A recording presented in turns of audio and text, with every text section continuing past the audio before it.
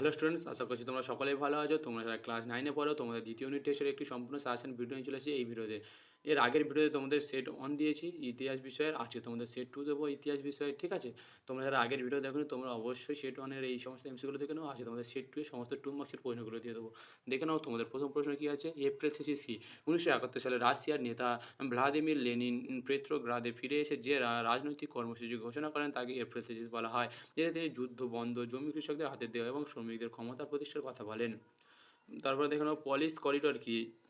প্রথম বিশ্বযুদ্ধের পর ভার্সাই চুক্তির মাধ্যমে জার্মানির কিছু অংশ কেটে নিয়ে পোল্যান্ডকে সমুদ্রে যাওয়ার পথ দেওয়া হয়। এটিকে পলিশ করিডোর বলা হয়। এর ফলে জার্মানি দুটি ভাগে বিভক্ত হয়ে যায় এবং তীব্র অসন্তোষ সৃষ্টি হয়। পরের প্রশ্ন, শিল্প বিপ্লবের সময় ইংল্যান্ডকে বিশ্বের কারখানা কেন বলা হতো? শিল্প বিপ্লবের সময় ইংল্যান্ডে প্রথম আধুনিক কারখানা ব্যবস্থা গড়ে ওঠে। সেখানে যন্ত্রের সাহায্যে বিপুল পরিমাণ শিল্প পণ্য দ্রুত ও কম খরচে উৎপাদন করা সম্ভব হয়। ইংল্যান্ডের তৈরি বস্ত্র ও অন্যান্য শিল্পপণ্য সারা বিশ্বে রপ্তানি করা হতো। ফলে বিশ্ববাজারে ইংল্যান্ডের আধিপত্য স্থাপিত হয় এবং তাই তাকে বিশ্বের কারখানা বলা হয়। সেরাজেভো হত্যাকাণ্ড কি? দেখে নাও। 1974 খ্রিস্টাব্দে বসনিয়ার সেরাজেভো শহরে অস্ট্রিয়া হাঙ্গেরির যুবরাজ আর্চডিউক ফ্রাঞ্জ ফার্ডিনান্ড এবং তার স্ত্রীকে হত্যা করা হয়। এই হত্যাকাণ্ড ঘটায় গ্যাব্রিলো প্রিন্সাপ নামে এক সার্বিয়ান জাতীয়তাবাদী। এই ঘটনাকে কেন্দ্র করে প্রথম বিশ্বযুদ্ধের সূচনা হয়। পরের প্রশ্ন দেখে নাও তোমরা স্টুডেন্ট। রিসার্জিমেন্টো কি? 19 শতকে ইতালিতে জাতীয় ঐক্য ও স্বাধীনতা অর্জনের জন্য যে আন্দোলন গড়ে ওঠে তাকে রিসার্জিমেন্টো বলা হয়। এই আন্দোলনের মাধ্যমে ইতালির বিভিন্ন ছোট ছোট রাজ্যকে একত্রিত করে একটি ঐক্যবদ্ধ রাষ্ট্র গঠনের চেষ্টা করা হয়। জোল ভারেন কাকে বলে? জার্মানির বিভিন্ন রাজ্যের মধ্যে অর্থনৈতিক ঐক্য গড়ে তোলার জন্য যে শুল্ক সংঘ বা কাস্টমস ইউনিয়ন গঠিত হয় তাকে জোল ভারেন বলা হয়। এর মাধ্যমে আন্তর্রাজ্য বাণিজ্য শুল্ক কমে যায় এবং জার্মানির ঐক্য আন্দোলন শক্তিশালী হয়ে ওঠে। পরের প্রশ্ন দেখে নাও তোমার শুনুন।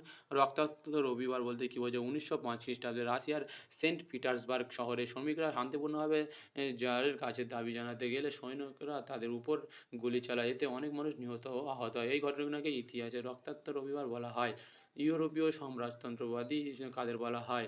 তাদের কেন যারা কাল্পনিকভাবে আদর্শ সমাজ গঠনের কথা বলেছিলেন তাদের ইউরোপীয় সাম্রাজ্যতন্ত্রী বলা হয়। তার মানে তারা মনে করতেন সমাজে সমতা, ন্যায় ও সহযোগিতার মাধ্যমে একটি আদর্শ সমাজ গড়ে তোলা সম্ভব। সিমন ফুরিয়া ও রবার্ট ওয়েন প্রমুখ এই মতবাদের প্রধান প্রবক্তা ছিলেন। চার প্রধান বা বিগ ফোর কাদের বলা হতো? প্রথম বিশ্বযুদ্ধের পর 1919 সালে প্যারিস শান্তি সম্মেলনে চারজন প্রধান রাষ্ট্রনেতা গুরুত্বপূর্ণ ভূমিকা নেন। তারা হলেন আমেরিকার প্রেসিডেন্ট উইড্রো উইলসন, ব্রিটেনের প্রধানমন্ত্রী লয়েড জর্জ, ফ্রান্সের ফ্রান্সের প্রধানমন্ত্রী জর্জ ক্লেমাসো এবং ইতালির প্রধানমন্ত্রী ভিটোরিও অরল্যান্ডো। এই ৪ জনকে একসঙ্গে বিগ ফোর বলা হয়। তারপরে দেখো হেটাইরিয়া ফিলকে বলতে কী বোঝায়? হেটাইরিয়া ফিলিকে ছিল গ্রিসের স্বাধীনতা আন্দোলনের একটি গোপন বিপ্লবী সংগঠন। 1814 সালে এটি প্রতিষ্ঠিত হয়। এই সংগঠনের উদ্দেশ্য ছিল তুরস্কের শাসন থেকে গ্রিসকে মুক্ত করা।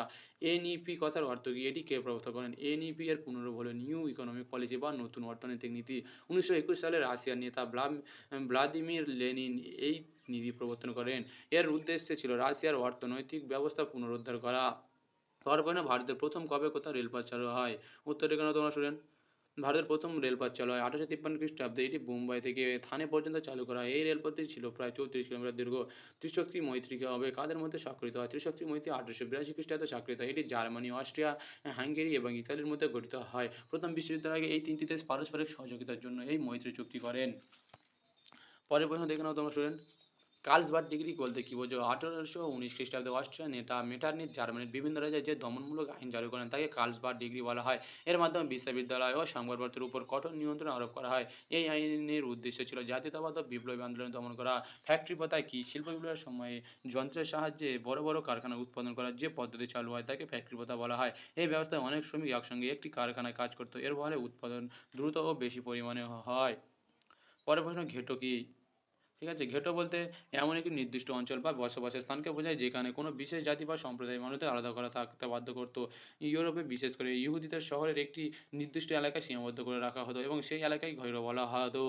সেখানে তারা অন্যান্য জনগোষ্ঠী থেকে বিচ্ছিন্নভাবে বসবাস করত। অনেক সময় তাদের চলাফেরা ও সামাজিক জীবনের উপর নানা বিধিনিষেধ আরোপ করা হতো। ফলে ঘেটো ছিল বৈষম্য ও নিপীড়নের একটি প্রতীক। ফ্রাঙ্কফুর্ট পার্লামেন্ট কি? 1848 খ্রিস্টাব্দে জার্মানির ফ্রাঙ্কফুর্ট শহরে বিভিন্ন জার্মান রাজ্যের প্রতিনিধিদের নিয়ে একটি জাতীয় পরিষদ গঠিত হয় যাকে ফ্রাঙ্কফুর্ট পার্লামেন্ট বলা হয়। এর উদ্দেশ্য ছিল জার্মানিকে ঐক্যবদ্ধ করা এবং একটি সংবিধান প্রণয়ন করা। পরের প্রশ্ন দেখে নাও, মেটারনিক ব্যবস্থা বলতে কী বোঝো? ১৮১৫ সালের ভিয়েনা কংগ্রেসের পর ইউরোপের রাজতন্ত্রকে শক্তিশালী করা ও জাতীয়তাবাদ ও গণতান্ত্রিক আন্দোলনে দমন করার জন্য অস্ট্রিয়ার নেতা মেটারনিক যে নীতি ও ব্যবস্থা গ্রহণ করেন তাকে মেটারনিক নীতি বলা হয়। এর মাধ্যমে ইউরোপ পুরনো রাজতান্ত্রিক শাসন ব্যবস্থা বজায় রাখার চেষ্টা করেছিল। তারপরের প্রশ্ন, ইয়ং ইটালি দলের মূল লক্ষ্য কী ছিল? উত্তর দেখে নাও। ইয়ং ইটালি দলের মূল লক্ষ্য ছিল আ নে এ জিউসেপ্পে ম্যাজিনির প্রতিষ্ঠিত একটি বিপ্লবী সংগঠন। এর প্রধান লক্ষ্য ছিল ইতালির বিভিন্ন রাজ্যকে একত্রিত করে একটি স্বাধীন ও ঐক্যবদ্ধ রাষ্ট্র গঠন করা। এছাড়া ইতালিতে গণতান্ত্রিক শাসন প্রতিষ্ঠা করা ও তাদের উদ্দেশ্য ছিল কে কেন ইংল্যান্ডকে বিশ্বের কারখানা বলেছেন। শিল্প বিপ্লবের সময় ইংল্যান্ডে বিপুল পরিমাণে শিল্পপণ্য উৎপাদন হতো। সেই পণ্য সারা বিশ্বে রপ্তানি করা হতো। তাই ইতিহাসবিদরা ইংল্যান্ডকে বিশ্বের কারখানা বলেছেন। পরের প্রশ্ন দেখে নাও, উইটি সংস্কার বলতে কী বোঝো? ১৯ শতকে ইংল্যান্ডে উদারপন্থী রাজনৈতিক দল হুইগদের উদ্যোগে যে সংস্কারমূলক আইন প্রণীত হয় তাকে উইটি সংস্কার বলা হয়। এর মাধ্যমে জনগণের রাজনৈতিক অধিকার কিছুটা বৃদ্ধি পায়। সংসদীয় ব্যবস্থায় পরিবর্তন আনা হয়। শিল্পাশ্রয়ী সভ্যতা বলতে কী বোঝো? শিল্প বিপ্লবের ফলে যে সমাজে শিল্প ও কারখানাকে কেন্দ্র করে অর্থনীতি ও সমাজ গড়ে ওঠে তাকে শিল্পাশ্রয়ী সভ্যতা বলা হয়। এতে নগরায়ন ও শিল্প উৎপাদন বৃদ্ধি পায়। চার্টিস্ট আন্দোলন কি? ১৯ শতকে ইংল্যান্ডের শ্রমিকদের রাজনৈতিক অধিকার আদায়ের জন্য যে আন্দোলন শুরু হয় তাকে চার্টিস্ট আন্দোলন বলা হয়। তার পিপলার্স চার্টার নামে কি দাবিপত্র পেশ করেন? পরের প্রশ্ন, পিটারুল হত্যাকাণ্ড কি? ১৮১৯ সালে ইংল্যান্ডের ম্যানচেস্টার রাজনৈতিক সংস্কারের দাবিতে এক শান্তিপূর্ণ সভায় সৈন্যরা গুলি চালায়। এতে অনেক মানুষ নিহত ও আহত হয়। এই ঘটনাকে পিটারুলু হত্যাকাণ্ড বলা হয়। উপনিবেশবাদ বলতে কী বোঝো? যখন কোনো শক্তিশালী দেশ দুর্বল দেশ বা অঞ্চলের উপর রাজনৈতিক ও অর্থনৈতিক নিয়ন্ত্রণ প্রতিষ্ঠা করে তখন তাকে উপনিবেশবাদ বলা হয়। এর মাধ্যমে শাসক দেশ নিজের স্বার্থ পূরণ করে। আফ্রিকা মহাদেশকে অন্ধকারাচ্ছন্ন মহাদেশ বলা হয় কেন? ইউরোপীয়দের কাছে আফ্রিকায় ভৌগোলিক ও সামাজিক অবস্থা দীর্ঘদিন অজানা ছিল। সেখানে তাদের যোগাযোগ ও অনুসন্ধান কম ছিল। তাই আফ্রিকাকে অন্ধকারাচ্ছন্ন মহাদেশ বলা হয়। পরের প্রশ্ন দেখে নাও তোমরা শুনুন। মরক্কো সংকট কি? মরক্কোকে কেন্দ্র করে জার্মানি ও ফ্রান্সের মধ্যে যে আন্তর্জাতিক বিরোধের সৃষ্টি হয় তাকে মরক্কো সংকট বলা হয়। এই ঘটনা ইউরোপের রাজনৈতিক উত্তেজনা বাড়িয়ে দেয়। বলকান লিগ কি? ১৯১২ সালে সার্বিয়া, গ্রিস, বুলগেরিয়া ও মন্টেনেগ্রো একত্রিত হয়ে তুরস্কের বিরুদ্ধে একটি জোট গঠন করে। এই জোটকে বলকান লিগ বলা হয়। অতিরাষ্ট্রীয় অধিকার বলতে কী বোঝায়? কোনো বিদেশী নাগরিক অন্য দেশের আইনের অধীন না হয়ে নিজ দেশের আইনের অধীনে বিচার পাওয়ার যে বিশেষ অধিকার পায় তাকে অতিরাষ্ট্রীয় অধিকার বলা হয়। উন্মুক্ত দ্বার নীতি কাকে বলে? চীনের বাজার সব দেশের বাণিজ্যের জন্য সমানভাবে উন্মুক্ত রাখার নীতিকে উন্মুক্ত দ্বার নীতি বলা হয়। ১৮৯৯ সালে আমেরিকা এই নীতি প্রস্তাব করে। পরের প্রশ্ন, জাতীয়তাবাদ বলতে কী বোঝায়? কোনো দেশের মানুষ যখন নিজের জাতি, সংস্কৃতি ও স্বাধীনতার জন্য ঐক্যবদ্ধ হয় তখন তাকে জাতীয়তাবাদ বলা হয়। এই ভাবধারা জাতীয় ঐক্য ও স্বাধীনতার আন্দোলনকে শক্তিশালী করে। ওয়ার্টবার্গ প্রস্তাব কাকে বলে? ১৮১৭ সালে জার্মানির ওয়ার্টবার্গ দুর্গে ছাত্ররা জাতীয় ঐক্যের দাবিতে একটি সভা করে। এই ঘটনাকে ওয়ার্টবার্গ উৎসব বলা হয়। চতুশক্তি চুক্তি কবে স্বাক্ষরিত হয়? ১৮১৫ সালে ব্রিটেন, অস্ট্রিয়া, রাশিয়া ও প্রুশিয়ার মধ্যে চুক্তি স্বাক্ষরিত হয়। এর উদ্দেশ্য ছিল ইউরোপে শান্তি বজায় রাখা। পরের প্রশ্ন থেকে নাও, ট্রোপার ঘোষণা বলতে কী বোঝো? ১৮২০ সালে ট্রোপো সম্মেলন ইউরোপের শক্তিশালী দেশগুলো বিপ্লব দমন করার সিদ্ধান্ত নেয়। এই সিদ্ধান্তকে ট্রোপোর ঘোষণা বলা হয়। ডুমা কি? ১৯০৫ সালে বিপ্লবের পর রাশিয়ায় যে আইনসভা গঠিত হয় তাকে ডুমা বলা হয়। মির কি? রাশিয়ার গ্রামাঞ্চলে কৃষকদের যে গ্রাম্য সমাজ বা সমষ্টিক ভূমির ব্যবস্থা ছিল তাকে মির বলা হয়।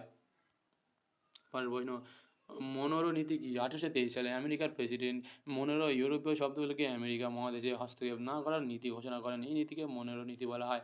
ভেলেল কে ছিলেন? জোসেফ ভেলেল ছিলেন ফ্রান্সের এক রক্ষণশীল প্রধানমন্ত্রী। তিনি রাজতন্ত্রকে শক্তিশালী করার নীতি অনুসরণ করেছিলেন। কর্বনারি কি? কর্বনারি ছিল ইতালির একটি গোপন বিপ্লবী সংগঠন। তারা বিদেশি শাসনের বিরুদ্ধে আন্দোলন করত। পরের প্রশ্ন, জুলাই রাজতন্ত্র বলতে কী বোঝায়? ১৮৩০ সালের জুলাই বিপ্লবের পর ফ্রান্সের লুই ফিলিপের শাসন শুরু হয়। এই শাসনকালকে জুলাই রাজতন্ত্র বলা হয়। ফ্রান্সকে বিপ্লবী নাগরিক বলা হয় কেন?